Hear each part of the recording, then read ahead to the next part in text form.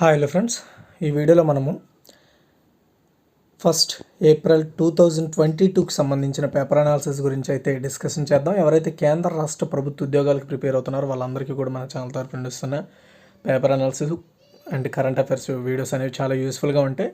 కాబట్టి ఈ video end వరకు చూడండి. మీకు నచ్చితే లైక్ చేసి షేర్ చేసి మరిన్ని అప్డేట్స్ కోసం మన ఛానల్ని రెగ్యులర్గా ఫాలో అవుతూ సబ్స్క్రైబ్ చేసుకొని పక్కన వచ్చే బెల్ ఐకాన్ని యాక్టివేట్ చేసుకోండి. మీరు ఏవైనా నాకు సజెషన్స్ ఇవ్వాలనుకుంటే కామెంట్ సెక్షన్ ద్వారా తెలియజేయండి. హాయ్ ఫ్రెండ్స్, ఇండియాలోని ది లార్జెస్ట్ లెర్నింగ్ ప్లాట్ఫామ్ అండి అకాడమీ. ఎవరైతే APSC, TSPSC and SA constable related ఉద్యోగాలకు ప్రిపేర్ అవుతున్నారో రెండు తెలుగు రాష్ట్రాలకి ఇది one of the best platform అండి. అండ్ వీళ్ళు ప్రజెంట్ వచ్చేసి వీళ్ళు ప్రొవైడ్ చేస్తున్న ఏవైతే సబ్స్క్రిప్షన్ ప్లాన్స్ ఉన్నాయో వాటి ప్రైస్ని హైక్ చేయబోతున్నారు ఏప్రిల్ 1 నుండి. అండ్ ఎవరైనా ఏపీఎస్సీ, టీఎస్పీఎస్సీ సబ్స్క్రిప్షన్ తీసుకుందామనే థాట్స్ ఉంటే ఇదే బెస్ట్ టైము. సో 3 మంత్స్కి 4,250 రూపాయలది. సో ఆఫ్టర్ ప్రైస్ హైక్ అయిన తర్వాత 4,675 రూపాయలు అవుతుంది. అలాగే మొత్తం వీళ్ళు ప్రొవైడ్ చేస్తున్న అన్ని ప్లాన్స్కి కూడా ప్రైస్ అయితే హైక్ అవుతుంది. ఇప్పుడే తక్కువ టైంలో ఉంది. అండ్ అడిషనల్గా మీరు కానీ మన ఈడియు టీఈసీ 10 అనే ఈ కోడ్ కానీ వాడితే గుర్తుపెట్టుకోండి, ఈ కోడ్ ఇక్కడ కూడా షో చేస్తాను. ఈ కోడ్ వాడితే మీకు అడిషనల్గా ఇంకొక 10% డిస్కౌంట్ కూడా యాడ్ అవుతుంది. ఇంట్రెస్ట్ ఉండే వాళ్ళు ఇప్పుడే సబ్స్క్రిప్షన్ తీసుకోండి. చాలా బెస్ట్ ప్లాట్ఫామ్. చాలామంది ఎడ్యుకేటర్లు ఇందులో పనిచేస్తున్నారు. మంచి మంచి ఎడ్యుకేటర్లు మంచి బ్యాచ్ కోర్సెస్, టెస్టులు అన్నీ ప్రొవైడ్ చేస్తున్నారండి. అదేవిధంగా వీళ్ళు లిమిటెడ్ పీరియడ్ ఆఫర్ కూడా ఒకటి ప్రొవైడ్ చేస్తున్నారు. ఇది till March 29th to 31st వరకే ఉంటుంది. ఒకవేళ ఎవరైనా సరే 24 నెలల సబ్స్క్రిప్షన్ తీసుకుంటే 3 months ఫ్రీ సబ్స్క్రిప్షన్. ఒకవేళ 12 నెలల సబ్స్క్రిప్షన్ తీసుకుంటే వాళ్ళకి 2 months సబ్స్క్రిప్షన్ అండి. ఈ మార్చ్ 29th to 31st వరకు ఇది అవైలబుల్లో ఉంటుంది. తర్వాత చూసుకున్నట్టయితే మనకి లక్ష్యం అనే పేరుతో గ్రూప్ 1, 2 ఎగ్జామ్స్కి తెలంగాణ అండ్ ఏపీలో కాంప్రహెన్సివ్ బ్యాచ్ కోర్సెస్ 4 ఎడ్యుకేటర్ల ద్వారా స్టార్ట్ చేస్తున్నారు. ఇది ఏప్రిల్ 1 నుంచి స్టార్ట్ కాబోతోంది. అదేవిధంగా ఆస్క్ మీ ఎనీథింగ్, మీకు ఏమైనా డౌట్స్ ఉన్నా గ్రూప్ 1, 2కి సంబంధించి అయిపోయిన తెలంగాణలో చైతన్య దేవస్వార్ ద్వారా మార్చ్ 31st 7 PM పర్టికులర్గా ఒక సెషన్ ఉంటుంది. అందులో పాల్గొంటే మీకు డౌట్స్ అన్ని క్లారిఫై చేసుకోవచ్చు. And junior computer assistant full length mock test అయితే నిర్వహిస్తున్నారండి. దీనికి సంబంధించి each paper consistence 150 questions 150 minutes free scholarship test. ఇది ఇందులో ర్యాంక్ 1 నుండి ర్యాంక్ 4 వరకు ర్యాంక్ సంపాదిస్తే పర్సంటేజ్ వైడ్గా సబ్స్క్రిప్షన్ ప్లాన్స్లో స్కాలర్షిప్ అయితే ప్రొవైడ్ చేస్తారు. ఈ టెస్ట్ ఏప్రిల్ 2 2 PM ఉండబోతుంది. దీనికి సంబంధించిన లింక్స్ అన్ని కూడా డిస్క్రిప్షన్లో ఉంటాయి. And endowment officer full length test కూడా ఉండబోతుంది. 150 minutes 150 questions free scholarship test. Rank 1 నుండి ర్యాంక్ 4 వరకు ర్యాంక్ సంపాదిస్తే పర్సంటేజ్ వైజ్గా స్కాలర్షిప్ అయితే ప్రొవైడ్ చేస్తారు సబ్స్క్రిప్షన్స్లో. ఏప్రిల్ 3 2 PM ఉండబోతుంది, గుర్తుపెట్టుకోవాలి. అదేవిధంగా మనకి ప్లస్ సబ్స్క్రిప్షన్ తీసుకుంటే మీకు వచ్చే బెనిఫిట్స్ మొత్తం కంప్లీట్గా నచ్చిన ఎడ్యుకేటర్ ద్వారా నేర్చుకోవచ్చు. ఫుల్ కంప్లీట్ ప్రిపరేషన్ ప్లాన్స్ ఉంటాయి. రెగ్యులర్గా డౌట్ క్లియరెన్స్ సెషన్స్ ఉంటాయి. అదేవిధంగా ఫుల్ సిలబస్ కవర్ చేయడం జరుగుతుంది. ఫ్రీ టెస్ట్ సిరీస్, వీక్లీ మాక్ టెస్ట్లు కూడా కండక్ట్ చేయడం జరుగుతుందండి. తర్వాత మనం చూసుకున్నట్లయితే ఫ్రీకి ప్లస్కి డిఫరెన్స్ చూసుకుంటే ఫ్రీలో అన్నీ కూడా లిమిటెడ్ యాక్సెస్ ఉంటాయి. బట్ ప్లస్లో అన్ని కంప్లీట్ అన్లిమిటెడ్ యాక్సెస్ అయితే పొందొచ్చు.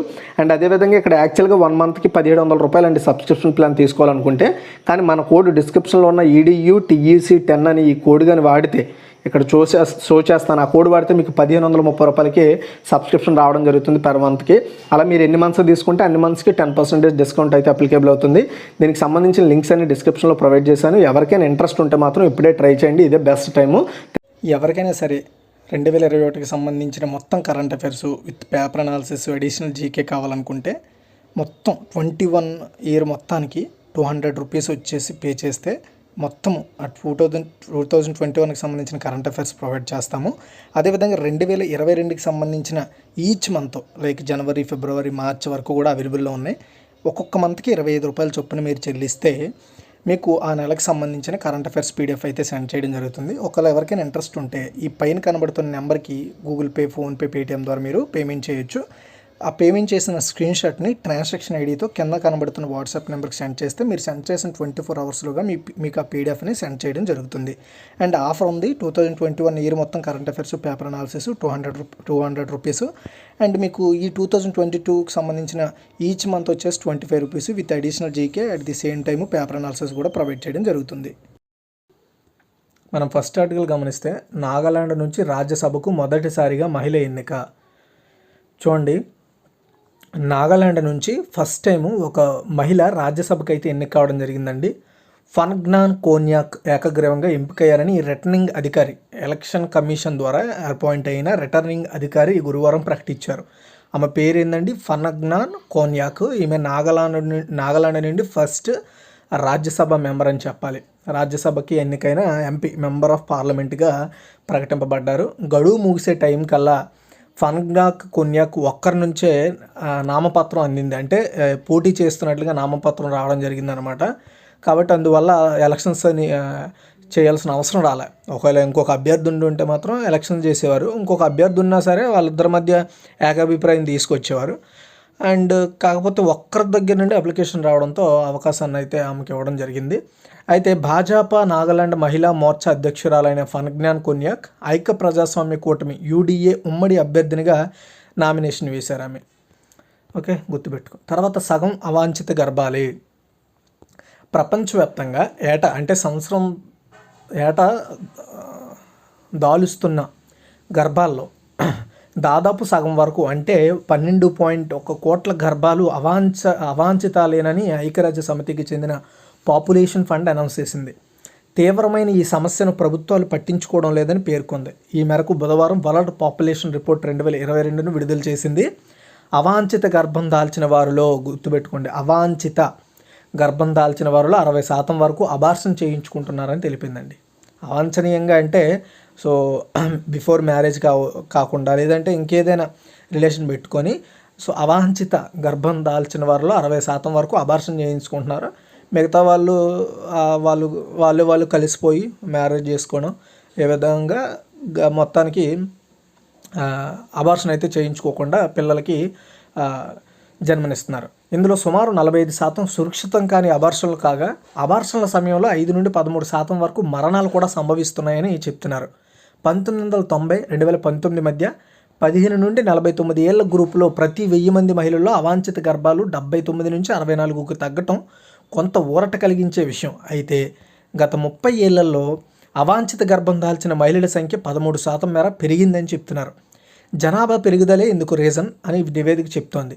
ప్రపంచవ్యాప్తంగా 25.7 కోట్ల మంది గర్భం వద్దనుకునే మహిళలు సురక్షితమైన ఆధునిక గర్భనిరోధక సాధనాలను వాడటం లేదు.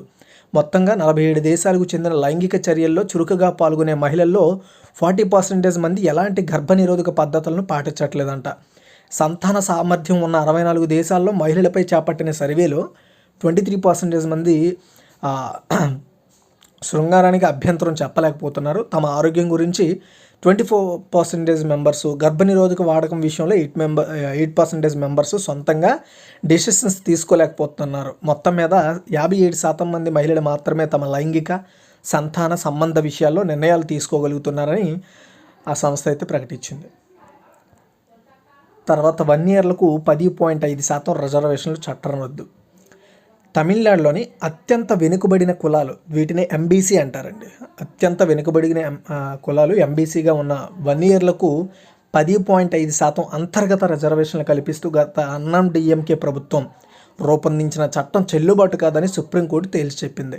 గుర్తుపెట్టుకోండి, తమిళనాడులో అత్యంత వెనుకబడిన కులాలుగా MBC అంటారు. MBC వాళ్ళని అక్కడ బ్యాక్వర్డ్ క్లాసెస్ అనమాట వాళ్ళు 1 ఇయర్లు అంటారు వాళ్ళని.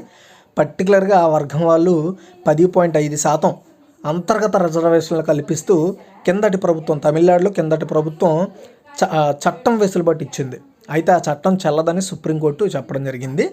ఈ చట్టం చెల్లదంటూ గతంలో మద్రాసు హైకోర్టు మదురై ధర్మాసనం ఇచ్చిన తీర్పును సమర్థించింది. మిగిలిన 115 సామాజిక వర్గాలకు భిన్నంగా వ్యవహరించడానికి 1 ఇయర్లను ఒక సమూహంగా వర్గీకరించడానికి గణనీయమైన ఆధారం ఏది లేదు. కాబట్టి మేము 2021లో చేసిన ఈ చట్టం రాజ్యాంగంలోని ఆర్టికల్స్ 14, 15, 16 ఉల్లంఘనేనని సుప్రీంకోర్టు అయితే చెప్పడం జరిగింది. ఓకే, ఇది మీరు గుర్తుపెట్టుకోండి.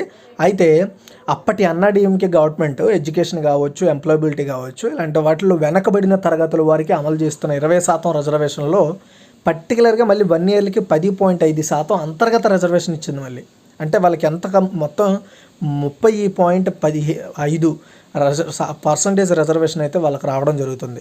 అడిషనల్గా వాళ్ళకి ఇంకొక 10.5 ఇచ్చారు 1 ఇయర్లకి. సో ఇప్పుడు అది చెల్లదంటూ సుప్రీంకోర్టు రాజ్యాంగంలోని ఆర్టికల్స్ 14, 15, 16 ప్రస్తావిస్తూ చెప్పడం జరిగింది. గుర్తుపెట్టుకోండి, ఇది ఫ్యూచర్లో రావచ్చు. తర్వాత భర్తకు భార్య భరణం ఇవ్వాల్సిందే. ఇది నేను పెద్దగా హైలైట్గా చెప్పను, బట్ చట్టం అనేది అందరికీ సమానం అని చెప్పడానికి మాత్రమే ఈ వీడియో చేశాను. అంటే ఇంతకుముందు మనకు తెలుసు చాలా లైక్ సుప్రీంకోర్టే విడిపోయిన తర్వాత ఆ భర్త ఎవరైతే ఉన్నారో అతను తన జీతంలో కొంతవరకు కూడా జీతాన్ని లేదా తన మొత్తం జీతంలో కొంత జీతాన్ని ఆ పర్టికులర్ భార్యకి విడాకులు తీసుకున్న ఆమెకి ఇవ్వాలనేది ప్రతి హైకోర్టు కావచ్చు, సుప్రీంకోర్టు లెవెల్ కోర్ట్స్ అన్నీ చెప్తున్నాయి విడాకుల పరిస్థితుల్లో. అయితే అది ఓన్లీ మహిళలకు మాత్రమే అప్లికేబుల్ అనుకున్నారు కానీ చాలామంది రీసెంట్గా బొంబాయి హైకోర్టులో పర్టికులర్గా ఔరంగాబాద్ బెంచ్ ఏదైతే ఉందో, హైకోర్టు అనగానే ఒక బెంచ్ ఉండదండి. సో వాళ్ళు కొన్ని మెయిన్ సిటీస్ని టార్గెట్ చేసుకొని కేసులను సత్వరం పరిష్కరించడానికి కొన్ని బెంచ్లు ఏర్పాటు చేస్తారు.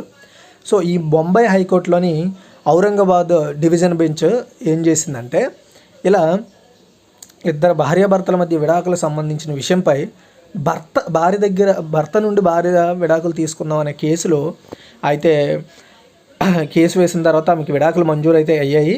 ఆ తర్వాత ఏమైందంటే, సో హిందూ వివాహ చట్టం 1995లోని సెక్షన్ 24-25 ప్రకారం భార్య నుంచి శాశ్వత భరణం, జీవనాధార ఖర్చులు ఇప్పించాలని కోరుతూ ఆమె భర్త పిటిషన్ వేశారు.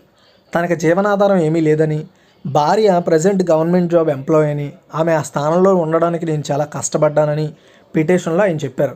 ఆ పిటిషన్ విచారణకు స్వీకరించిన నాందేడ్ సివిల్ కోర్టు భరణం ఇవ్వాలని భార్యను ఆదేశించింది. అయితే ఆమె ఇంకా ఎలాగైతే కాదని ఆమె ఏకంగా హైకోర్టుకి వెళ్ళింది, ఔరంగాబాద్ హైకోర్టును ఆశ్రయించింది.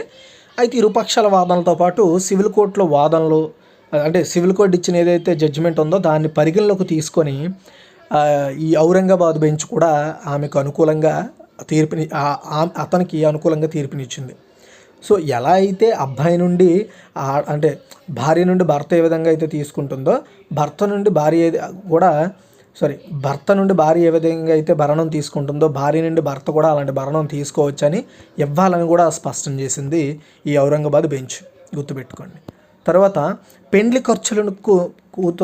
ఖర్చులను కూతురు డిమాండ్ చేయొచ్చు, ఛత్తీస్గఢ్ హైకోర్టు తీర్పు అండి. చాలా ఇంపార్టెంట్ ఇది. రీసెంట్ టైమ్స్లో ఇంకొక 3-4 డేస్ పాటు ఇదే హల్చల్ అవుద్ది. సో పెండ్లి కాని కూతురు తల్లిదండ్రుల నుంచి పెండ్లి ఖర్చులను డిమాండ్ చేయొచ్చంట. దీన్ని ఛత్తీస్గఢ్ హైకోర్టు తీర్పు చెప్పింది. హిందూ దత్తత పోషణ చట్టం 1956 కింద ఈ డిమాండ్ చెల్లుతుందని న్యాయమూర్తులు గౌతమ్ బాదూడి, సంజయ్ ఎస్ అగ్రవాల్తో కూడిన ధర్మాసనం చెప్పింది. బిలాయ్ స్టీల్ ప్లాంట్లో పనిచేస్తున్న బనూరామ్ కూతురు రాజేశ్వరి ఈ పిటిషన్ వేసింది.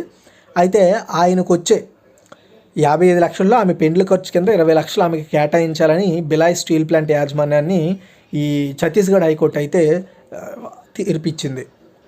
అంటే దీని ఉద్దేశం ఏంటి అంటే, ఇది హిందూ దత్తత పోషణ చట్టం కింద ఒక అమ్మాయికి పెళ్లి చేయాలనుకుంటే ఆ పెళ్లిలో అతని దగ్గర ఉన్న మూలధనం ఏదైతే ఉందో అందులో కొంత పర్సంటేజ్ని అమ్మాయి పెండ్లి ఖర్చులకి ఇవ్వాలని చెప్తున్నారు అన్నమాట.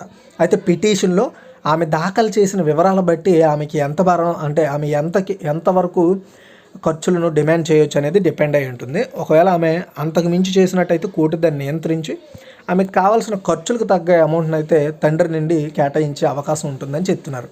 ఓకే, సో పెళ్ళి కాకముందనే గుర్తుపెట్టుకోవాలి మీరు. గుర్జర్ల నేత కిరోడీ సింగ్ భైన్స్లాల్ ముతి గుర్జర్ సామాజిక వర్గంలో నుండి, గుర్జర్ ఏవైతే ఉంటారో ఇది, సో గుర్జర్ సామాజిక వర్గంలోని ప్రముఖ నేత కిరోడీ సింగ్ భైన్స్లా గురువారం తుదిశ్వాస విడిచారంటే చనిపోయారు. ఇక్కడ మీరు కనబడుతున్నారు కదా, ఆయన వయసు 84 ఇయర్స్. గత కొంతకాలంగా ఆయన హెల్త్ ఇష్యూస్తో బాధపడుతున్నారు.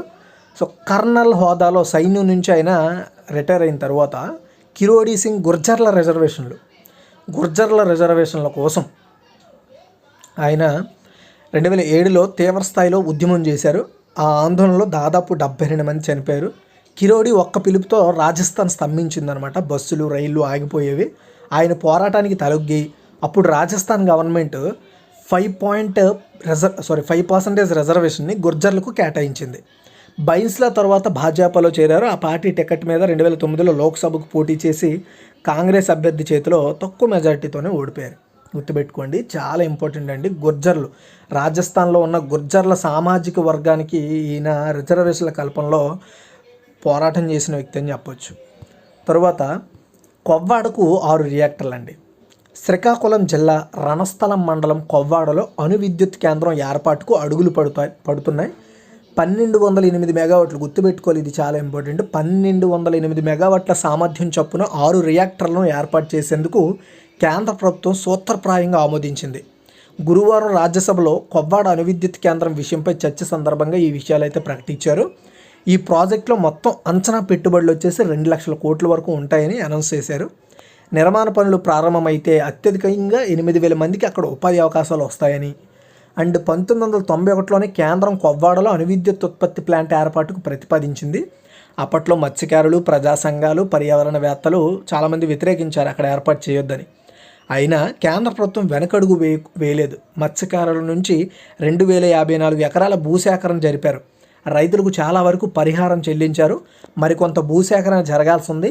30 ఏళ్ళుగా పనులు ముందడుగు సాగడం లేదు. ఇప్పుడు కేంద్రం సూత్రప్రాయ ఆమోదం తెలపడంతో పనులు స్టార్ట్ అయ్యే అవకాశం ఉంది.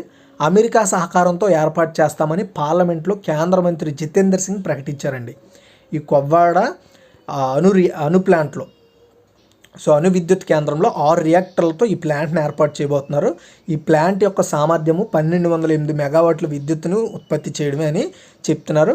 దీనికోసము 2,054 ఎకరాల సేకరణ అయితే జరిగింది. అమెరికా హెల్ప్తో ఈ యొక్క కొవ్వాడ న్యూక్లియర్ ప్లాంట్ని అయితే ఏర్పాటు చేయబోతున్నారు. శ్రీకాకుళం జిల్లా, ఆంధ్రప్రదేశ్. తర్వాత కేంద్ర పన్నుల్లో రాష్ట్రాలకు పెరిగిన వాటా చూడండి. కేంద్ర పన్నుల నుంచి రాష్ట్రాలకు వచ్చే వాటా 2021-22 ఆర్థిక సంవత్సరంలో పెరిగిందని చెప్తున్నారు. అన్ని రాష్ట్రాలకు కలిపి ఈ ఆర్థిక సంవత్సరం అంటే ఇప్పుడు 2021-22 ఇది నిన్నటితో అంటే మార్చి 31తో అయిపోయిన ఆర్థిక సంవత్సరం. ఈ సంవత్సరంలో 6,65,563 కోట్ల వాటా వెళ్తోందని ఆర్థిక శాఖ బడ్జెట్లో అంచనా వేయగా, అంచనాల సవరణ నాటికి అది 7,44,743 కోట్లు అంటే 11.89% పెరిగింది.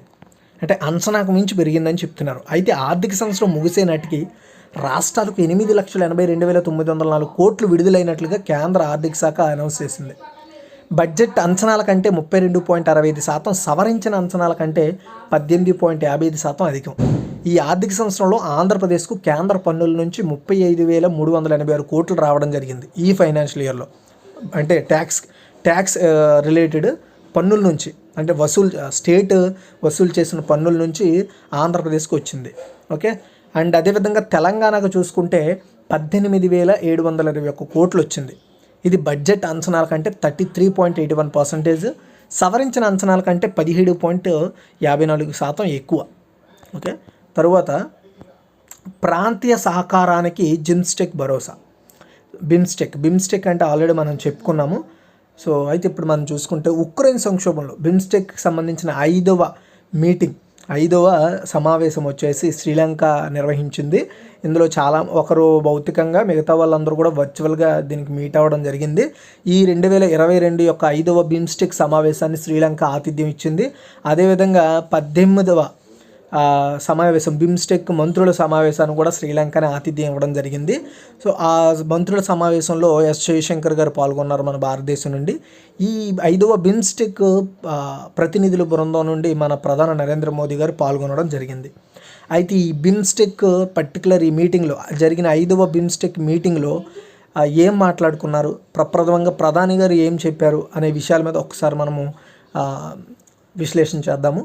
ఉక్రెయిన్ సంక్షోభంతో అంతర్జాతీయంగా అస్థిర అంటే చాలా ఇబ్బందులు పడాల్సిన అవసరం వచ్చింది. ఎందుకంటే ఉక్రెయిన్ మీద డిపెండ్ అయ్యి మనం ఆయిల్ ఇంపోర్టింగ్ కావచ్చు, ఇతర వస్తువులను ఇంపోర్టింగ్ చేసుకునే సిచ్యువేషన్స్ ఉన్నాం, ఉత్పత్తుల్ని. ఇలాంటి టైంలో and at the same time Russia నుండి కూడా మనం ఉత్పత్తులు చేసుకుంటున్నాము. అండ్ ఈ పర్టికులర్ ఈ వార్ టైంలో మనం రష్యాతో అతిపెద్ద 2 ఒప్పందాలు చేసుకున్నాము.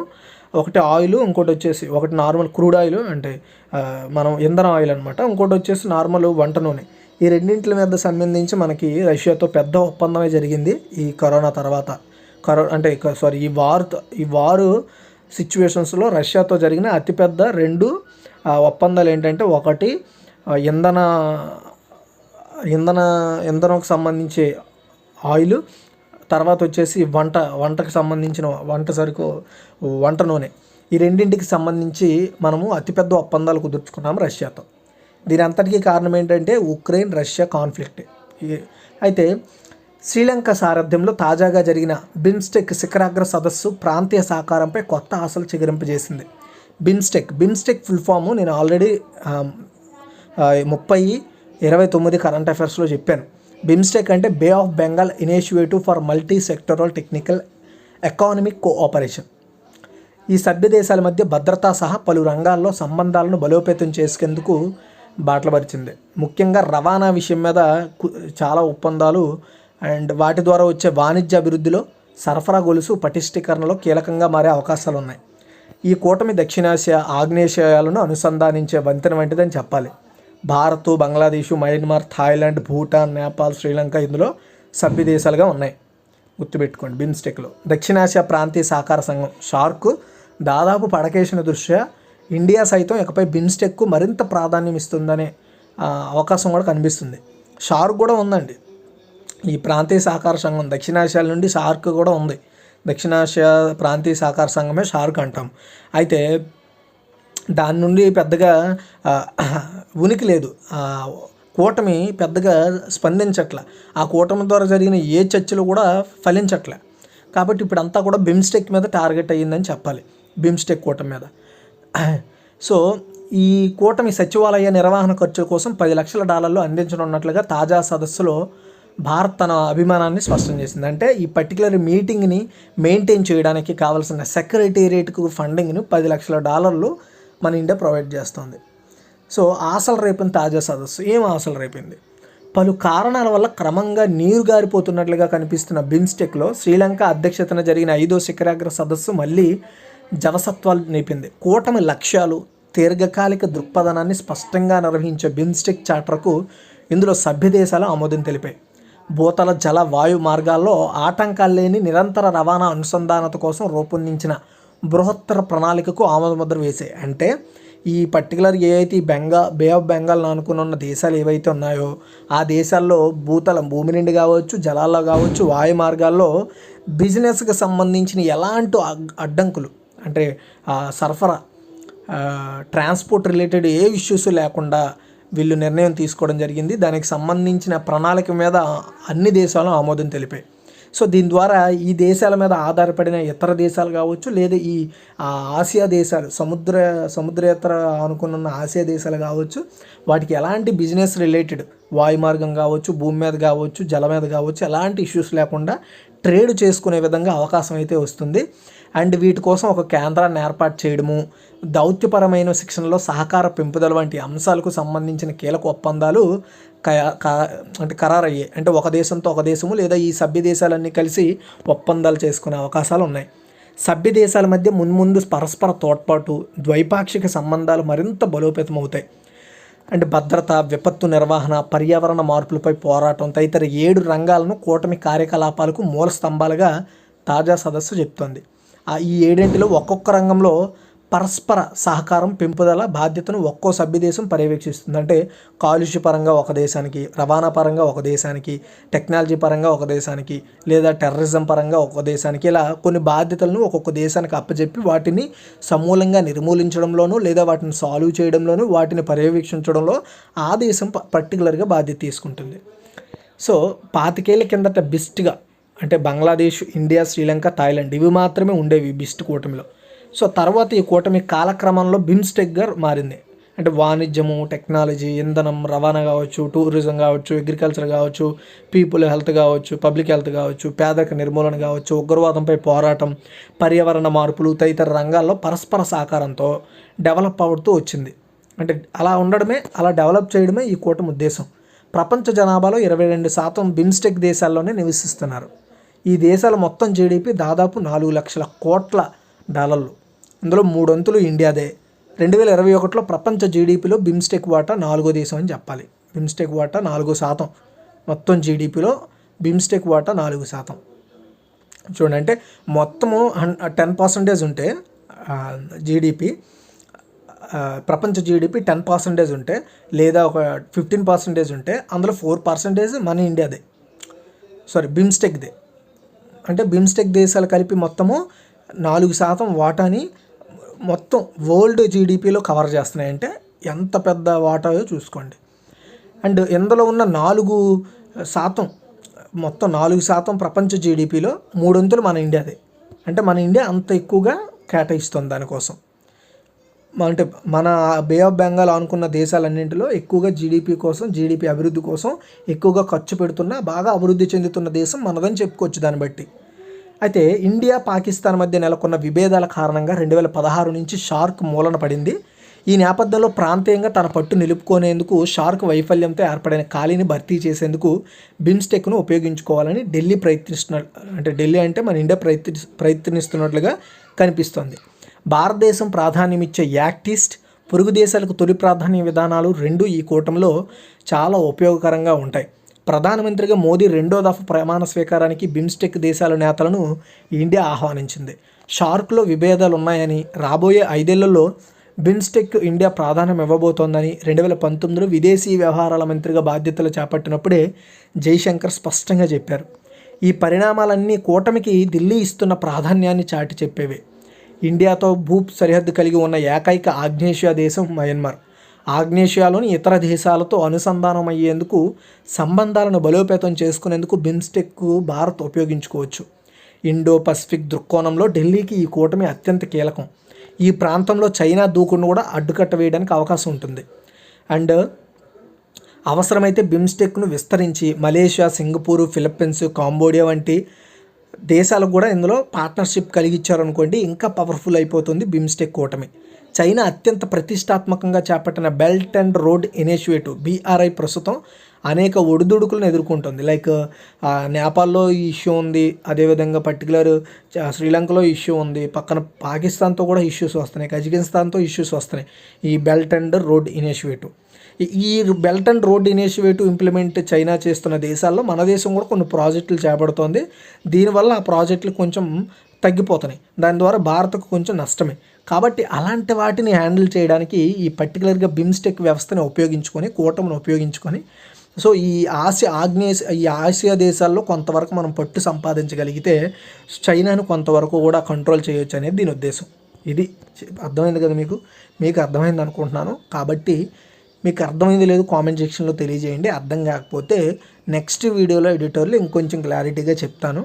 ఎంత చెప్పినా బిమ్స్టెక్ అనేది ఒక కూటమి, ఆ కూటమి అంతా కలిసి ఆ కూటమిలో ఉండే దేశాలన్నీ కూడా అభివృద్ధికి సంబంధించి పర్యావరణం, తర్వాత పర్యాటకము, ఆరోగ్యము, అదేవిధంగా వ్యాపారము, టెర్రరిజము ఇలాంటి వాటి మీద నియంత్రణకు పనిచేస్తూ ఉంటాయి. ఓకే, ఇది గైస్ ఈ వీడియో మీకు నచ్చితే లైక్ చేయండి, షేర్ చేయండి. Thanks for watching.